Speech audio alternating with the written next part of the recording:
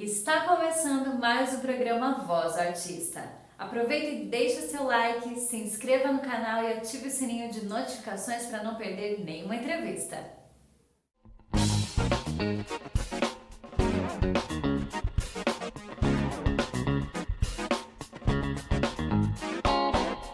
O mês de junho é marcado por festividades e músicas tradicionais, e o acordeon é um instrumento bem característico dessa época. Vem comigo conhecer um pouco da história e carreira do acordeonista André Ribas.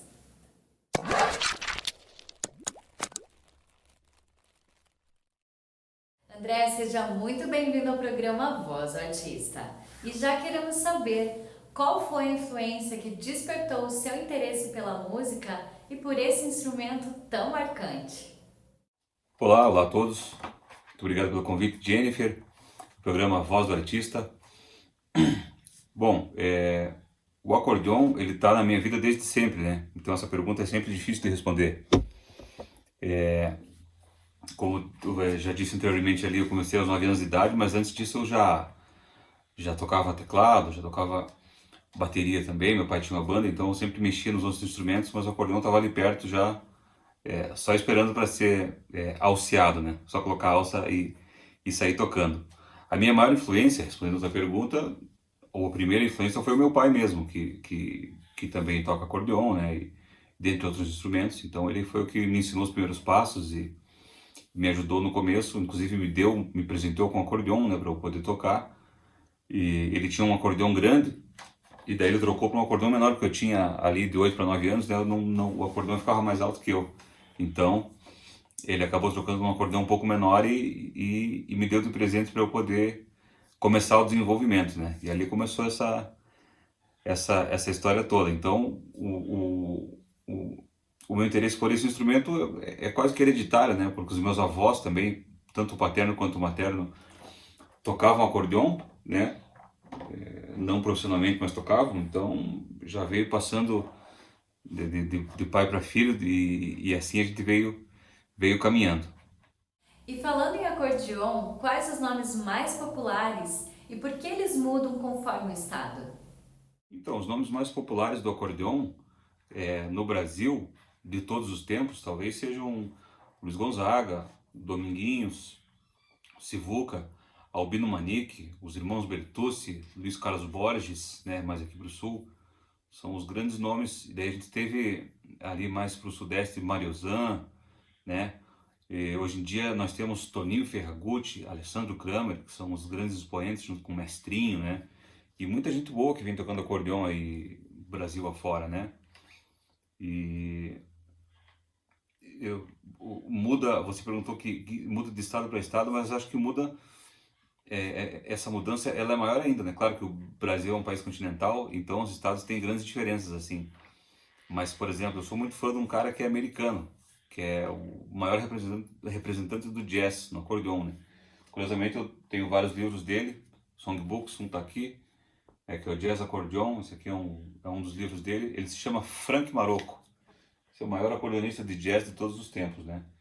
E, e dentro do Brasil, sim, a gente tem diferenças bem marcantes, né? Porque a cultura brasileira é muito heterodoxa, né? Então lá no Nordeste a gente tem grandes nomes, aqui para o Sul a gente tem outros que tocam totalmente diferente, mas todos eles são grandes músicos e grandes artistas que levam o acordeão aí através das décadas e agora dos séculos. André, qual a sua formação e quando decidiu que se dedicaria a essa arte? Bom, a minha formação, eu sou formado pelo Conservatório do MPB em acordeon, né, e teoria musical, também estudei harmonia lá, e também eu estudei violão clássico, mas não cheguei a me formar, né, estudei por pouco tempo. E fiz muitas aulas particulares, vida fora, né. E atualmente eu estou cursando o último ano em licenciatura em música pela Unespar, a Universidade Estadual do Paraná, né, porque eu estou terminando a licenciatura lá.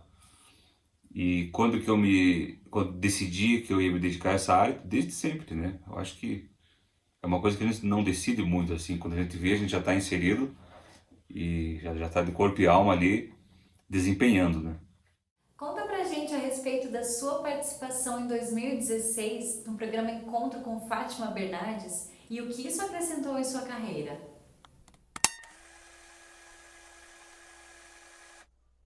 Então, a minha participação no programa da Fátima Bernardes foi com um trio do qual eu fazia parte, aqui de Curitiba, chamado Foada Latada. Nós fizemos um trio de forró, né? Eu, Ricardo Ribeiro, que é um paraibano que estava morando aqui, e o Leandro Teixeira, que mora aqui em Curitiba. E inclusive ele tem um restaurante muito bacana ali no Nova Verde, que é o Doce de Cidra. Então nós três montamos esse trio de forró, né?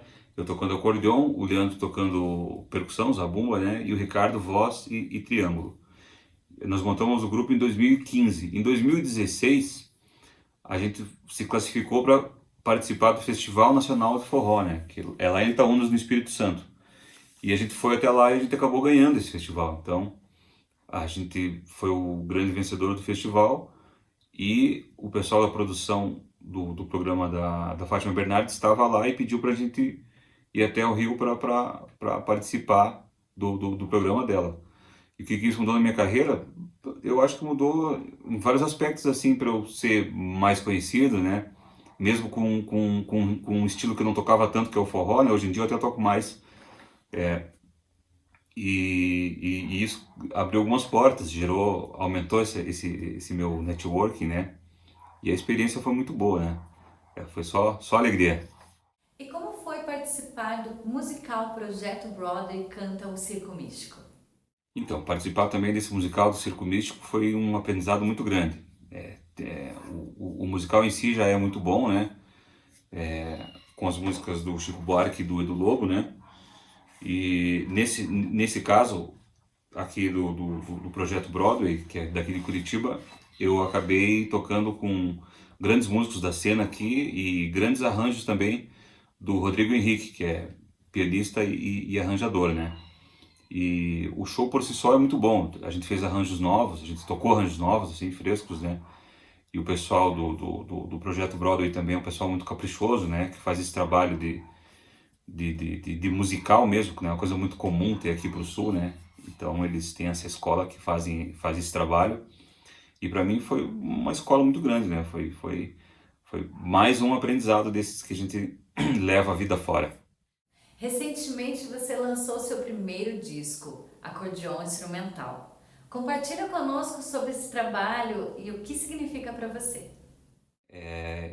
Esse lançamento do disco foi extremamente relevante e importante, né? Para mim, como músico, como pessoa também. E como produtor musical, né? Que é o primeiro disco que eu assino a produção musical do disco inteiro, né? Já fiz outras produções, mas de faixas separadas, uma ou outra. Esse é o primeiro disco que eu fiz a produção musical do disco, né?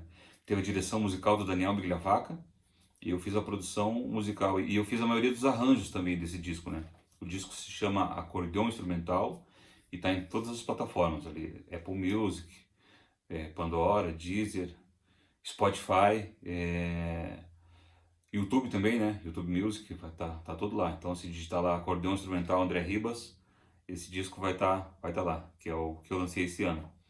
E a importância é tão grande que eu não consigo nem achar palavras assim que eu pudesse descrever, né? Mas assim, a nível de experiência foi sensacional. Eu espero que eu consiga,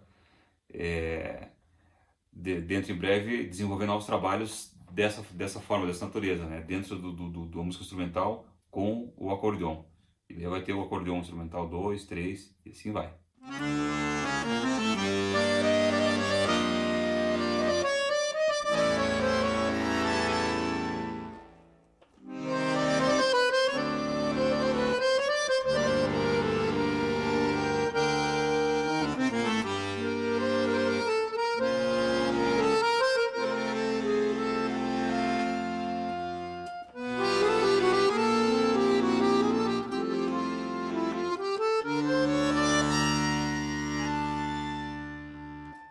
Você tem um currículo impressionante com diversos trabalhos incríveis. Fala um pouco mais sobre eles e qual teve mais relevância. Então, esses trabalhos que a gente vem desenvolvendo vida fora, todos eles têm uma certa relevância, né? É sempre difícil dizer qual que foi o mais relevante, né? Eu tenho atuado em várias áreas mesmo, né? Do jazz, blues, ao forró, a música gaúcha que eu toquei por muito tempo. É, eu acho que eu só não toco sertanejo. Tirando sertanejo, todo o resto eu já andei mexendo, né? E aprendendo com esses estilos. Mas eu acho que para mim, para ter uma resposta mais definitiva, o que é mais relevante foi a gravação do meu disco, né, que foi lançado agora em 2022, né, que eu fiz 3 shows de lançamento, 2 no Mon e um no Guairinha. E o disco em si, né, é o meu primeiro disco de música instrumental, disco que leva o meu nome, né? Então eu acho que se fosse para escolher um mais relevante seria esse. Mas todos os outros, cada um deles trouxe alguma coisa que tem a sua relevância e serve de base para o artista que eu sou hoje. André, imagine agora que você acabou de entrar numa máquina do tempo. Com qual artista você gostaria de dividir o palco e por quê? Muito bem. Eu acho que essa pergunta é difícil, porque vários artistas que já não estão mais aqui são importantíssimos, né? Desde lá da época da música clássica, que são os que a gente conhece, através das partituras, como vários outros que a gente vem acompanhando do século passado, né? E é muito difícil, não teria um só, pelo menos dois. Um seria o Dominguinhos, com certeza, e o outro seria o Frank Marocco, que eu mostrei aqui agora há pouco o livro dele, né, que eu exemplifiquei atrás, mas que são músicos incríveis, os dois foram acordeonistas, né, e deixaram uma obra, um legado imenso, que vão ser tocados daqui a 100 anos, o pessoal vai estar tocando essas músicas deles ainda. Então, se houvesse essa possibilidade de voltar no tempo, com certeza seria com esses dois que eu gostaria de fazer um som. André Rivas, muito obrigada por sua entrevista. Desejamos que sua carreira alcance voos cada vez mais altos, levando o seu nome por onde for. Maravilha, eu que agradeço o espaço, né, que vocês possibilitam ao artista para trocar essa ideia e expor um pouco do trabalho. E eu espero que em breve eu possa voltar aqui lançando outro disco ou falando de algum outro projeto dessa natureza, do universo do acordeão instrumental, né? E a gente possa trocar essa ideia aqui. Um grande abraço a todos. Agradecemos ao nosso grande parceiro Espaço Clarete Nunes pelo look de hoje. Um beijo cult e até semana que vem.